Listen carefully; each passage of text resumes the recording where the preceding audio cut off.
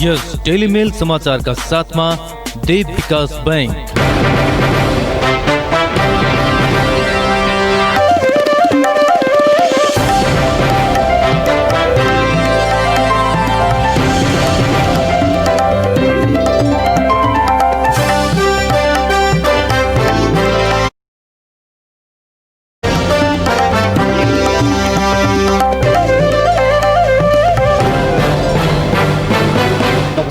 सुदूरपश्चिम प्रदेशको एकमात्र 2000 वाट क्षमताको रेडियो डेली मेल 94.6 मेगाहर्ज सँगै फेसबुक पेज र सुदूरडेली.com मार्फत संसारभर एकैसाथ प्रसारण भइरहेको बेलुकी 6 बजेको समाचारमा जीवन विष्टको हार्दिक स्वागत छ। सुरुमा प्रसारणका प्रमुख समाचार। सुदूरपश्चिममा कोरोना संक्रमितको संख्या 3800 नाग्यो। आज मात्रै 69 जनामा पुष्टि। देशभर 255 नयाँ संक्रमित थपिए। प्रतिपक्षको अवरोधकै बीच सुदूरपश्चिम प्रदेश सरकारको बजेट बहुमतले पारित। प्रतिपक्ष झन रुष्ट। प्रदेश सभाको बैठक अनिश्चितकालका लागि स्थगित। कैलाली कञ्चनपुरमा वैज्ञानिक वनको नाममा भएको फडानीको स्थलगत अनुगमनपछि संसदीय टोली फर्कियो। वनका पदाधिकारीकै मिलेमत्तमा अनियमितता र फडानी बढ्दै गएको ठहर। र पेन्सनधारी र फँसेकालाई लक्षित गर्दै झुलाघाट नाका आजबाट 3 दिनका लागि खुल्ला। पेन्सन पुज्न भारत गएका बैतडीका एकजनाको मृत्यु। गर्भवती महिलाओं का हेफेन कोभिड-19 के संक्रमण हुई शिकार। यी संवेदनशील ओ जोखिमपूर्ण अवस्था हुइलेको से विशेष ध्यान धरे पराट।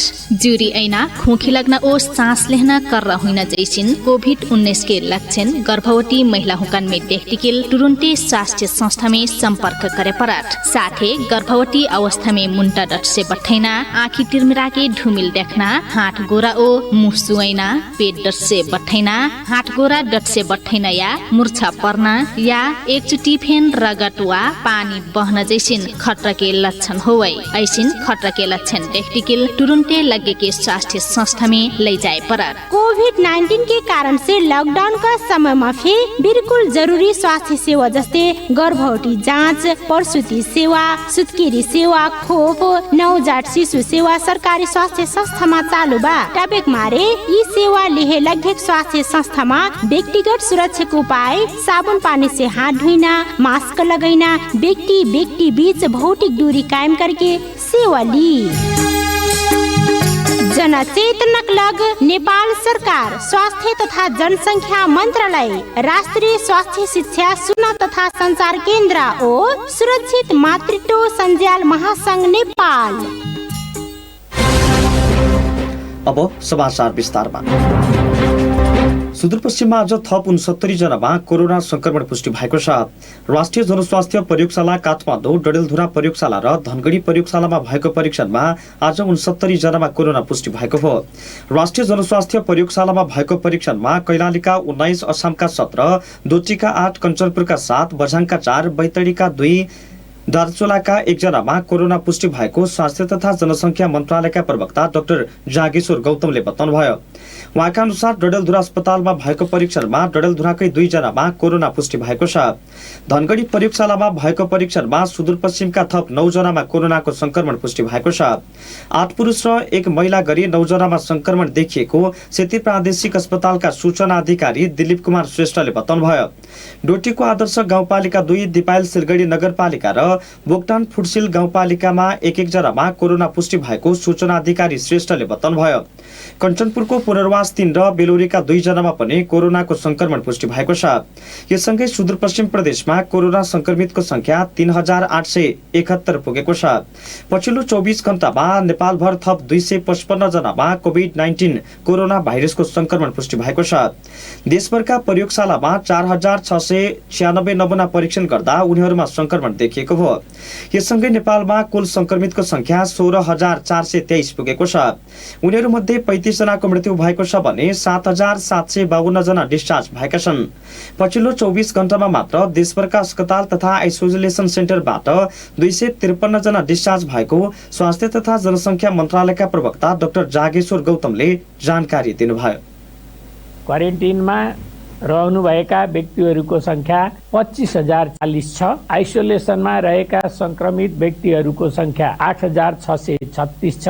कोभिड-19बाट संक्रमण मुक्त भई 24 घण्टामा डिस्चार्ज हुनुहरूमा 253 जना थप हुनुभएको छ।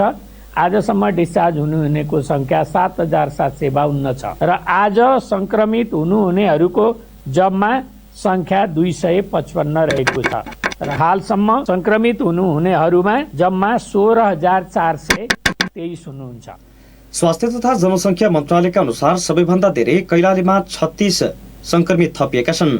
यस्तै रौतहटमा 33 जना, अछाममा 17, काठमाडौँमा 16, कास्की र सुर्खेतका 14 जना, डोटी कञ्चनपुरका 12 जना, झापाका 8, रुकुम पश्चिम र ललितपुरमा 7 जनामा कोरोना पुष्टि भएको छ।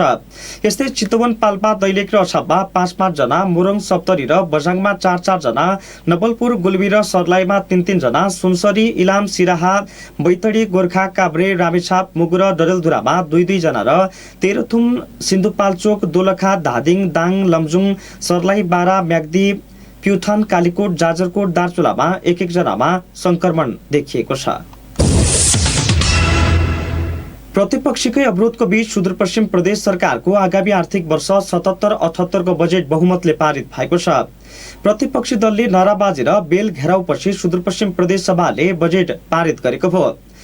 आज 2 बजे प्रदेश सभा बैठक आह्वान गरेर सभामुख अर्जुन बहादुर थापाले नाराबाजीकै बीच पनि सदनको कारबाही अघि बढाउनु भएको थियो। बैठकको प्रारम्भमै सत्तारूढ दलका सांसद महेश दत्त जोशीले बजेटमाथि धारणा राख्नु भएको थियो। उहाँले प्रदेश सरकारले ल्याएको बजेट उत्कृष्ट रहेकाले बजेट बहुमतका साथ पारित हुनुपर्ने बताउनुभयो। प्रतिपक्षको विरोधलाई व्यङ्ग्य गर्दै प्रतिपक्षले पनि बजेटको विरोध नगरेको भन्दै तत्काल पारित हुनुपर्ने उहाँले धारणा राख्नुभयो। त्यसपछि बजेटमाथि आएका प्रश्नको जवाब दिँदै प्रदेशका आर्थिक मामिला तथा योजना मन्त्री झपट बहादुर बोहराले प्रदेश सरकारले सन्तुलित ढंगले जनअपेक्षा अनुसारको बजेट ल्याएको दावी गर्नु भएको छ। त्यसले गर्दै सभामुख अर्जुन बहादुर थापाले अर्थ सम्बन्धी प्रस्तावलाई कार्यान्वयन गराउन बनेको विधेयकमाथिको कारबाही प्रारम्भ गर्नु भएको थियो। त्यसले गर्दै अर्थ सम्बन्धी प्रस्ताव प्रदेशबाट बहुमतले पारित बनेको थियो। प्रदेश प्रतिपक्षी दलका सांसदको विरोध भने बैठक अवधिभर नै रहेको थियो। प्रदेश सरकारका प्रवक्ता तथा आन्तरिक मामिला तथा कानून मन्त्री प्रकाश शाहले प्रदेश सभा बैठकपछि पत्रकारसँग कुराकानी गर्दै प्रतिपक्षीलाई मनाउन धेरै प्रयास गरे पनि सहमतिमा नआएपछि पेलेरै बजेट पारित गर्नु परेको बताउनुभयो। उहाँले प्रतिपक्ष सांसदहरूले बजेटलाई लिएर विरोध गर्नुको तुक नभएको औल्याउनु भयो। बजेट पारित गरिसकेको सन्दर्भ यहाँहरूलाई थाहै छ। हाम्रो नेपालको परम्परा, संसदीय परम्परा भन्नुहोस् वा प्रणाली भन्नुहोस् वा हाम्रो अहिलेसम्म चलन चल्ती भन्नुहोस्, हामीले सदनमा मान्यज्यूहरूले चाहिँ छलफल गरेर आवश्यक सुझाव दिएर बजेटलाई पारित गर्ने, सर्वसम्मत पारित गर्ने वा बहुमतले पारित गर्ने प्रणाली, यो झुट कुराहरू, असत्य कुराहरू, कल्पित कुराहरू, तथ्यहीन कुराहरूलाई ल्याएर सदन अवरुद्ध गर्नु भनेको यो संसदीय प्रणाली, यो गणतन्त्रको, यो संघीयताको नै उपहास भएको छ जस्तो हामीलाई लागेको छ। तैपनि हामीहरूले आजका दिनसम्म, अहिलेसम्म एउटा संवादको माध्यमबाट, जीवन्त एउटा छलफलको माध्यमबाट उहाँहरू समेतलाई साथमा लिएर प्रदेशको समग्र विकासका निम्ति हामी साझेदार हौँ, एकताबद्ध भएर अगाडि बढौँ भन्ने हाम्रो प्रयत्न निरन्तर रह्यो। तर उहाँहरूले त्यो हटलाई त्याग्नु भएन। उहाँको हटका बिचमा उहाँहरूको चाहिँ त्यो एक खालको चाहिँ जिद्दी र चाहिँ हटका बिचमा चाहिँ हामीले प्रदेश सभामा मान्य सभामुखज्यूले चाहिँ हाम्रो अर्थमन्त्रीलाई चाहिँ त्यस सन्दर्भमा प्रदेश सरकारले प्रस्तुत गरेको बजेटलाई निर्णायक प्रस्तुत गर्ने अनुमति दिनुभयो। सर्वसम्मतले पारित भएको कुरा यहाँहरूले देख्छ। तर प्रतिपक्षी दलले भने सरकार अराजक शैलीमा अगाडि बढेको आरोप लगाएको छ। प्रमुख प्रतिपक्षी दल नेपाली कांग्रेस संसदीय दलका नेता डाक्टर रणबहादुर रावलले पत्रकारसँग कुराकानी गर्दै आफूहरूको विरोधकै बीच विधि र सिद्धान्तलाई मिचेर बजेट पारित गरिएको बताउनुभयो। अब आन्दोलनका कार्यक्रम जारी राख्ने उहाँले चेतावनी दिनुभयो। सरकार निरन्तर एउटा के दिन्छ नि, अब एउटा चाहिँ एउटा प्रदेश सुदूरपश्चिम प्रदेशको लागि अभिशापको रूपमा सरकार छ। विधि प्रक्रिया र सहमति सहकार्य गर्न चाहदैन। यो संविधान त पनि के छ भन्दाखेरि संहिता विरोधी सरकार छ अनि यो सरकार निरन्तर जनताको विपरीत कामहरू गरिरहेको छ। हामी जनतालाई बचाउनुपर्छ भन्छौँ, जनतालाई मार्नुपर्छ भन्ने हिसाबमा प्रसक्त भएर अगाडि बढेको छ। अब के हुन्छ भने यो असंवैधानिक कामको विरोधमा हामी निरन्तर रूपमा यो संसदमा पनि भन्छौँ, त्यसपछि जनता बाट सडकमा पनि जान्छौँ र हरेक तह र तबकामा यो भन्छौँ र यो असंवैधानिक कदमको घोर भर्त्सना गर्दै अगाडि बढ्छौँ हामी। बुधबार एकै दिन 3 पटकको प्रदेश सभाको बैठकपछि आगामी आर्थिक वर्षको बजेट पारित भएको हो। असार 1 गते प्रस्तुत भएको बजेट करिब 24 दिनपछि आज मात्रै प्रतिपक्षीका अवरोधका बीच बहुमतले पारित भएको हो। बजेट पारित भएसँगै प्रदेश सभा बैठक अर्को सूचना प्रकाशित नभएसम्मका लागि स्थगित गरिएको छ। समाचारमा अब विश्रामको पालो। अब वे विश्व कोरोना वायरस कोविड-19 की महामारी से लड़ती बा। असीन विपद में सक्कू जाने अपन घर परिवार नाट पाटन संगे बैठे रमाए सुख दुख बाटक चहटा। विदेश में श्रम करे गयलक अपना ओ हमार दादू भैया दीदी बहनिया यही विपद के समय में घर घूमल बटा। ओ कतरा जाने घर घूमना सुरसार में बटा। कोरोना लानी सारी कही के विदेश से आयल मनइन है गाँव घर में बैठे नहीं देना, आपन घर में बैठे नहीं देना, परिवार है जो हेला और दुर्व्यवहार कईना क्रम बढ़ल बा। संक्रमण जी है हुई से कट विदेश से आयल मनइन है दुर्व्यवहार कई के संक्रमण ते नहीं रुकी, साथ ही सामाजिक एकता और सद्भाव फिन खलबला जाये। उहे कमारे विदेश से घुमल मनइन है भेदभाव ना करी, सम्मानित ढंग से क्वारंटीन में बैठे के लाग हौसे आई, सामाजिक दूरी बनाए के लाग सहयोग करी, अपन छिमेकी और परिवार है सहयोग करी। विपद और महामारी धनी गरीब जात धर्म देश और सीमाना नहीं चिन्हट, उहेक मारे हमरी सबको जाने मिलके कोरोना वायरस के महामारी से लड़ी। सार्वजनिक हित के लग अंतर्राष्ट्रीय आप्रवासन संगठन IOM नेपाल द्वारा जारी संदेश।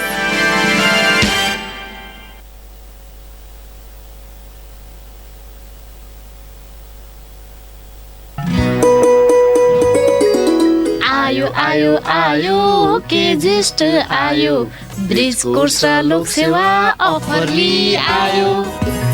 केजिसमा होटल म्यानेजमेन्टमा अपार सफलतापछि लोक सेवा तथा ब्रिज कोर्स तयारी कक्षाहरू पनि सञ्चालन गरिएको छ। लोक सेवा तर्फ शाखा अधिकृत नायब सुब्बा, खरिदार अमिन, अनमी, अहेब, महिला विकास ब्रज। शिक्षक सेवा तर्फ मावि तह, निमावि तह, प्रावि तह। ब्रिज कोर्स तर्फ overseer, pharmacy, lab, CMA, ANM, HA, staff nurse, forestry, management, science. हाम्रा विशेषताहरू ख्याति प्राप्त र अनुभवी शिक्षक प्रशिक्षकहरूबाट पढाइ हुने, साप्ताहिक टेस्ट परीक्षा र परामर्श दिइने, अत्यन्तै सुविधा सम्पन्न प्रविधि युक्त कक्षा कोठा, आफ्नै लाइब्रेरी र ई-लाइब्रेरी भएको। सम्पर्क Kirti Ganga institute of science and technology केजिस्ट, लोकेन्द्र मोहन सदन, SPA जाने चोक, 091 524 247, 98 017 052 96 र 98 62 48 07 06। सर्वसुलभ मूल्यमा पढ्न आउँ सब, अध्ययन गरी यसमा फाइदा लिउँ सब। विश्रामपछि पुनः स्वागत छ। अब बाँकी समाचार। कैलाली कञ्चनपुरमा लागू भएको वैज्ञानिक वनका नाममा वन फडानीबारी सुदूरपश्चिम पुगेको संघीय संसदको कृषि सहकारी तथा प्राकृतिक स्रोत समितिले अनुगमन गरी फर्किएको छ। अनुगमनका क्रममा वैज्ञानिक वन व्यवस्थापन कार्यक्रम लागू भएका सामुदायिक वनका पदाधिकारीले आर्थिक अनियमितता गर्ने, बुढा रुख राख्ने र साना रुख काट्ने, रुख कटानमा जोड दिने तर वन संरक्षणमा जोड नदिने लगायतका गुनासा बढ्दै गएको पाइएको छ।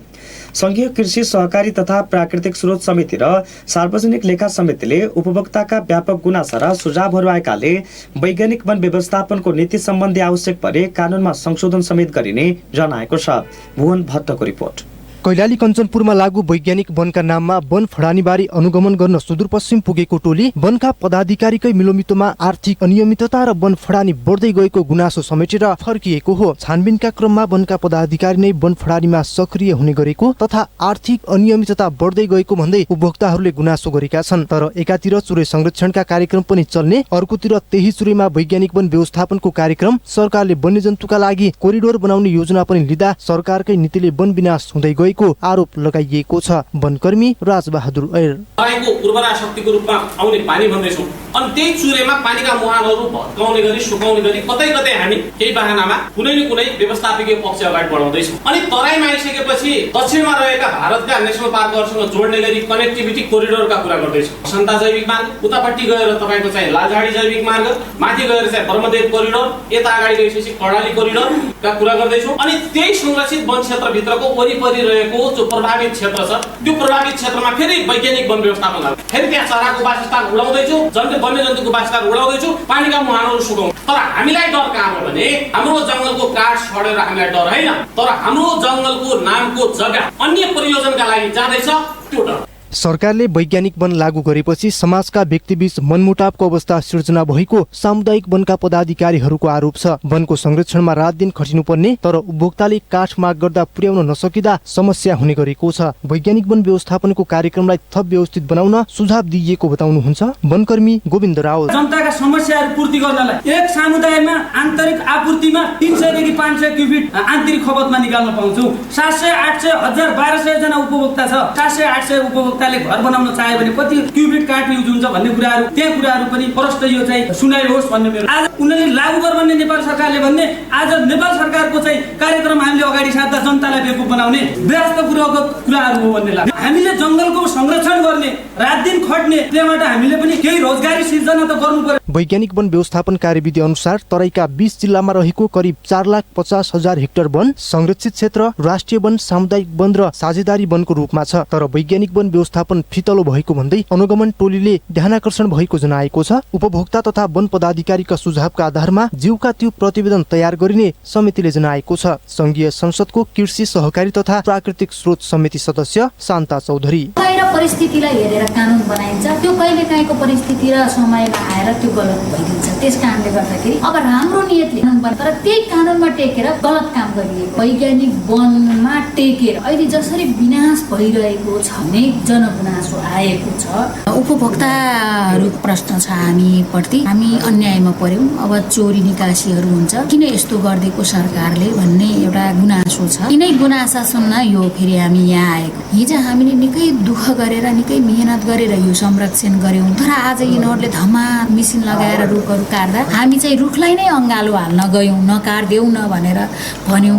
लौ न म्याडम हाम्रो वन जोगाइदिन पर्यो भनेर। अब यसको वास्तविकता के हो, यो कति उपयुक्त हो होइन भन्ने कुरा चाहिँ तर समितिमै आइपुग्ने गरी, सरकारमै आइपुग्ने गरी चाहिँ यसपटक विरोध भएको मैले पाएँ। यो विषयमा हाम्रो समितिको गम्भीर ध्यानाकर्षण हुनेछ। विक्रम सम्वत 2068 सालमा कैलालीको 12 वन साझेदारी वनमा लागू भएको वैज्ञानिक वन व्यवस्थापन कार्यक्रम अन्तर्गतका सामुदायिक वनमा काठ फडानी तथा तस्करी व्यापक हुन थालेको गुनासो बढीको समितिको निष्कर्ष छ। तर उक्त समितिले प्रतिवेदन तयार पार्दा यी कुरालाई प्रष्टसँग खोली अनियमितता गरेका वनका कर्मचारीलाई कारबाहीको दायरामा ल्याउन सके वैज्ञानिक वन व्यवस्थापनले उचित गति लिने अपेक्षा गरिएको छ। रेडियो डेली मेलका लागि भुवनबाट धनगढी।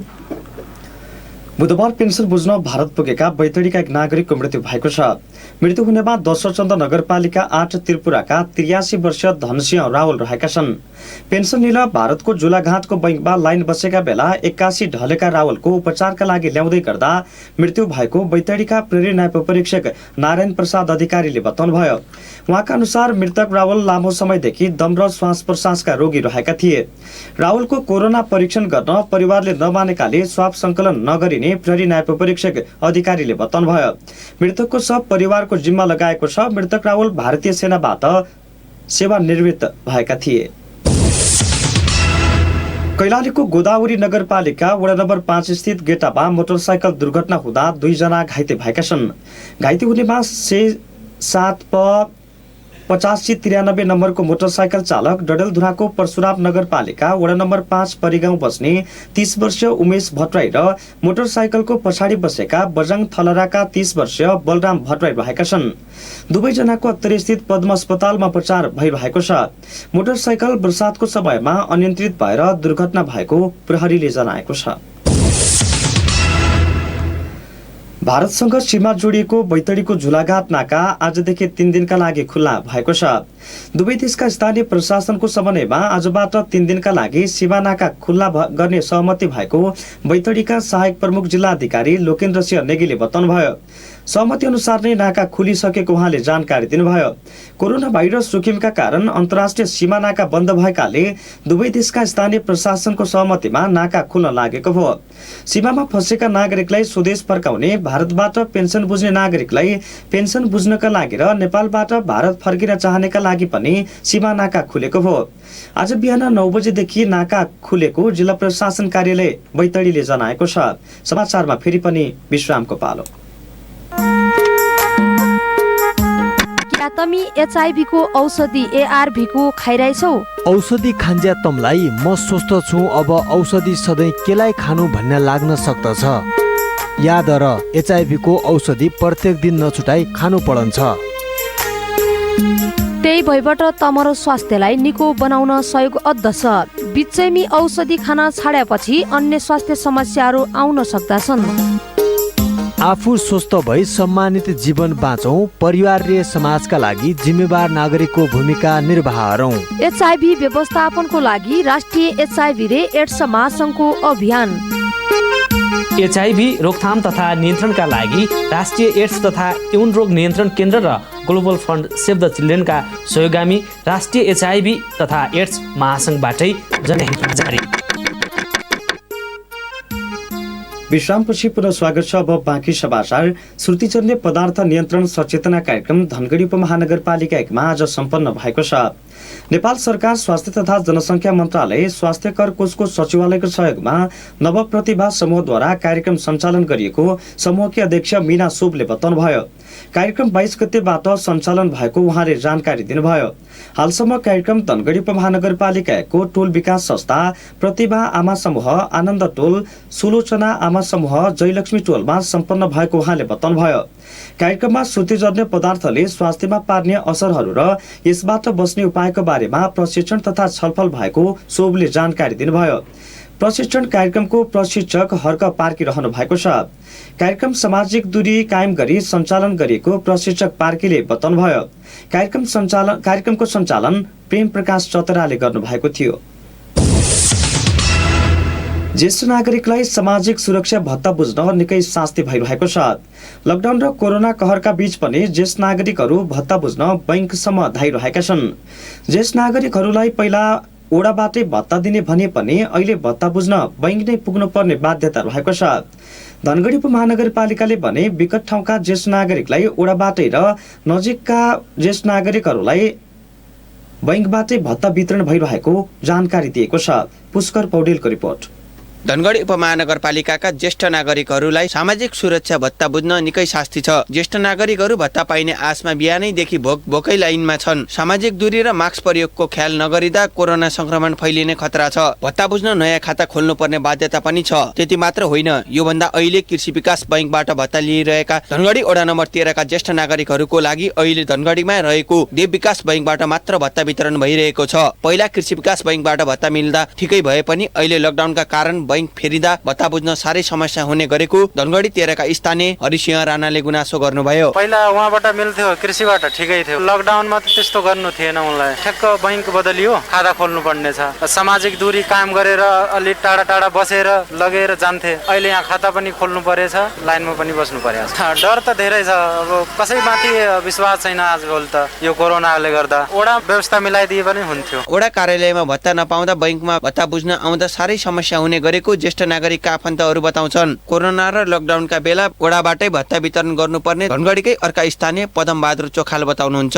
भत्ता बुझ्दा शास्ति त त्यही हो नियम र अब खाता मात्र चेन्ज अर्को बैंक चेन्ज गरिदिए हुनाले त्यति फरक पर्यो। लकडाउन बेला के हुने यो अब उही वडामै सबभन्दा राम्रो व्यवस्था हुन्थ्यो। राम्रो त स्थानीय तहहरूले समन्वय गरेर बैंकबाट भत्ता वितरण गर्ने व्यवस्था मिलाएको बैंकहरूले जनाएका छन्। आफूहरूले वडा कार्यालयमै गएर भत्ता वितरण गर्ने भने पनि कर्मचारीको अभावले गर्दा बैंकबाट भत्ता वितरण गर्नु परेको देव विकास बैंक धनगढी शाखा प्रमुख बेखराज फुलारा बताउनुहुन्छ। 13 नम्बर वडाका 595 जना ज्येष्ठ नागरिकलाई भत्ता वितरण भइरहेको उहाँको भनाइ छ। कर्मचारीहरू कमी भएको कारणले हामीले चाहिँ वडा कार्यालयमै गएर गर्ने भनेका थियौँ होइन। वडा कार्यालयमा अहिलेको हाम्रो मर्जरको एउटा सिनारियो छ, क्लोजिङको अर्को व्यवस्था भयो होइन। अनि लकडाउनको अवस्था यस्तो छ, देश लकडाउनमा छ। उनीहरूलाई चाहिँ साह्रो गाह्रो पर्यो भनेर हामीले चाहिँ इमर्जेन्सी हामीलाई निकासा भएको 17 गते निकासा भयो होइन। 17 गतेदेखि हामीले 21 गतेमा खाता सबै खोलेर 21 गतेदेखि नै हामीले वृद्ध भत्ता बाँडेर सबैलाई खान पुगोस् लाउन पुगोस् भनेर यस्तो महामारीको बिचमा पनि हामीले उहाँहरूलाई बसेर यसरी सबैजना कर्मचारीहरू परिचालन गरेर हामीले भत्ता वितरण गरिरहेको। हामीसँग लगभग 150 जना लगिसके, 598 जनाको डाटा आएको हो। त्यसमध्ये हामीसँग 500 जति आउँछन् होला सर भनेर वडाध्यक्षज्यूले पनि भनिसक्नु भएको छ होइन। अब 150 जति छ, आज लगभग 150 जति आज हुन्छ, 300 जति हुन्छ। अब हामी एकदमै अशक्त र उठ्न नसक्ने मान्छेलाई चाहिँ वडा अध्यक्षसँग सहकार्यता गरेर प्रत्येकको घर घरमा गएर बाँकी 150 जति हुन्छ उहाँहरूको घर दैलोमा गएर पनि दिने हामीले सोच बनाएर वडा अध्यक्षसँग पनि छलफल गरेका छौँ यो विषय। धनगढी उपमहानगरपालिकाले भने विगत ठाउँका वडा कार्यालयबाटै र बैंक नजिक वडा कार्यालय भएकाहरूलाई बैंकबाटै भत्ता वितरण भइरहेको जनाएको छ। अन्य नगरपालिकाको तुलनामा धनगढी उपमहानगरपालिकाको भत्ता वितरणमा धेरै सुविधा प्रदान गरेको धनगढी उपमहानगरपालिकाका नगर प्रमुख निरप ओडले दाबी गर्नुहुन्छ। बाहिर विकट ठाउँको चाहिँ सम्बन्धित वडा कार्यालयमा पठाएका छौँ। सम्बन्धित जुन एरियामा नजिक बैंकहरू छ त्यो नजिक बैंकहरूमा वडा बाइक खाता खोल्न लगाएको छ। तर चाहिँ अब नसक्ने वाला मान्छेहरूलाई सम्बन्धित गरेर कसरी गर्न सकिन्छ त्यो पनि व्यवस्थापन गरेका छौँ र बजारहरूमा पनि प्रत्येक वडामा लगभग वडामा छ र गाउँतिरकोमा चाहिँ बैंकले चाहिँ वडा कार्यालयमै बाँड्ने गरेको छ। पहिले हाम्रो धनगढीको महानगरपालिकाको चाहिँ सुविधा छ जस्तो मलाई लाग्छ र लागि पनि राखेको छ र त्यसमा गरी पनि राखेको छ। 13 नम्बरको नजिकको एरिया बैंकको पनि हेरिराखेको छु र नजिकको बैंकमा दिने सक्नेलाई चाहिँ आउन लगाउने नसक्नेलाई चाहिँ घरमै पठाउनु पर्छ भनेर बैंकसँग सम्झौता पनि गरेका छौँ र बैंकका साथीले त्यो वातावरण मिलाएको होला नमिलाएको छ भने म त्यो कुरा गर्छु। चुनावका बेला जनप्रतिनिधिले ज्येष्ठ नागरिकको सामाजिक सुरक्षा भत्ता घर दैलोमै पुगेर वितरण गर्छौं भन्ने पनि त्यो चुनावी नारामै सीमित बन्यो। घर दैलोमै गएर वितरण गर्न नसके पनि बैंकबाट भए पनि सहजै भत्ता बुझ्ने व्यवस्था मिलाइदिनु पर्छ। त्यसैले यसतर्फ तिनै तहको सरकार गम्भीर बन्न आवश्यक देखिन्छ। रेडियो डेली मेलका लागि पुष्कर पौडेल, धनगढी। 2 दिनदेखिको अविरल वर्षाका कारण कञ्चनपुरको भीमदत्त नगर बजार र आसपासको क्षेत्र डुबानमा परेको छ।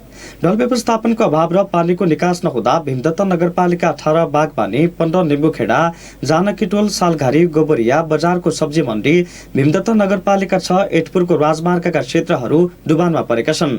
जिल्ला प्रहरी कार्यालय कञ्चनपुरका प्रवक्ता प्रहरी नायब परीक्षक अमर बहादुर थापा छेत्रीले पानीको निकास नहुँदा यहाँका केही घरमा पानी पसेको बताउनुभयो। कञ्चनपुर र कैलालीका अधिकांश भागमा रातिदेखि निरन्तर वर्षा हुँदै आएको छ। यसैगरी कञ्चनपुरको भीमदत्त नगरपालिका 18 बागबानीमा डुबानमा परेका केही घरका स्थानीयलाई सशस्त्र प्रहरीको सहयोगमा उद्धार गरिएको छ। कोरोना भाइरसबाट प्रभावित भएको पढाइलाई निरन्तरता दिन बाजुराको बुढीनन्दा नगरपालिकामा टोलमा गएर पढाउन सुरु गरिएको छ। नगरपालिका 2 को कोल्टीमा रहेको बुढीनन्दा आधारभूत विद्यालयले टोलमै शिक्षक पठाएर पढाइ सुरुवात गरेको विद्यालयका प्रधानाध्यापक बिरजन बहादुर साईले बताउनुभयो। लामो समयको लकडाउनले विद्यालय सञ्चालनमा आउन नसकेका कारण विद्यार्थीको सिकाइमा निरन्तरता दिनका लागि टोलमा गएर पढाइ सुरु गरिएको उहाँले बताउनुभयो।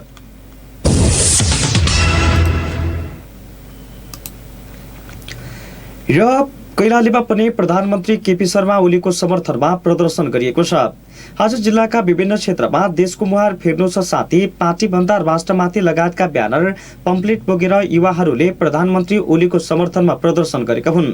यस्तै बुधबार आज नै सचेत नागरिक समाजले पनि धनगढीमा प्रधानमन्त्री केपी शर्मा ओलीको समर्थनमा र्याली निकाल्दै आज होइन भोलिलाई 5 वर्ष सरकार ओलीलाई लगायतका नारा लगाएको थियो।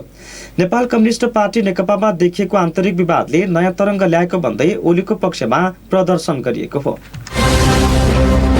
प्रसारणको अन्त्यमा प्रमुख समाचार शीर्षक फेरि एकपटक। सुदूरपश्चिममा कोरोना संक्रमितको संख्या 3800 नाग्यो। आज मात्रै 69 जना पुष्टि। देशभर 255 जना संक्रमित थपिए। प्रतिपक्षको अवरोधकै बीच सुदूरपश्चिम प्रदेश सरकारको बजेट बहुमतले पारित। प्रतिपक्षी झन रुष्ट। प्रदेश सभा बैठक अनिश्चितकालका लागि स्थगित। कैलाली कञ्चनपुरमा वैज्ञानिक वनको नाममा भएको फडानीको स्थलगत अनुगमनपछि संसदीय टोली फर्कियो। वनका पदाधिकारीकै मिलोमतोमा अनियमितता र फडानी बढ्दै गएको ठहर। र पेन्सनदारी र फसेकालाई लक्षित गर्दै झुलाघाट नाका आजबाट 3 दिनका लागि खुल्ला। पेन्सन बुझ्न भारत पुगेका बैतडीका एकजनाको मृत्यु।